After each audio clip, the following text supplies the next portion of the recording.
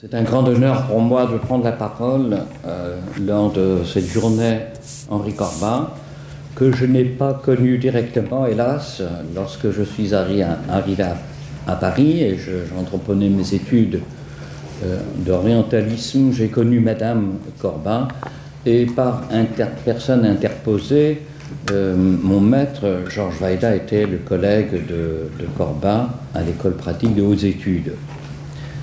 Donc je vais vous parler en fait d'une interprétation d'un passage central des 5 livres de Moïse, le Pentateuque. Il s'agit du chapitre 32 de Genèse, des versets 25-33.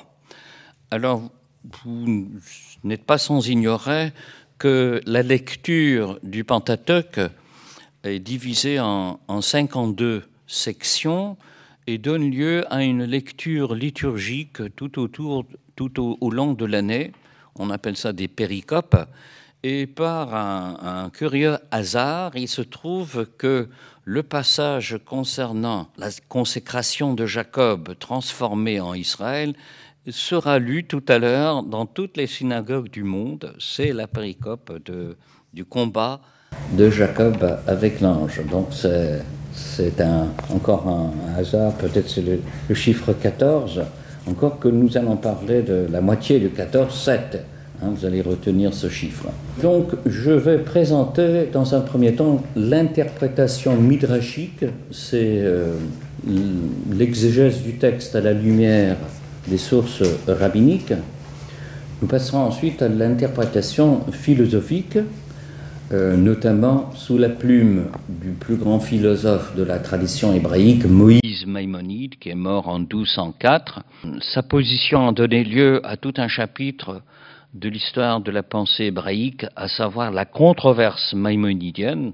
Les gens ont réagi assez vertement aux positions de Maïmonide, en particulier dans le camp kabbalistique. Donc nous allons voir un peu la réaction kabbalistique aux positions philosophiques, pour terminer ensuite avec un mot d'Henri Corbin qui va nous mettre sur la voie Ishraqi, la voie de l'interprétation illuminationniste, avant d'arriver, bien entendu, à notre conclusion.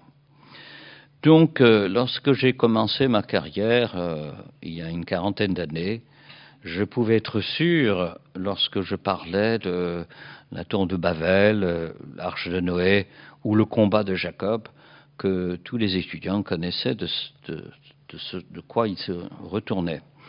Mais au fil des années, je me suis rendu compte que cette position n'était pas acquise d'emblée, et c'est pourquoi je préfère...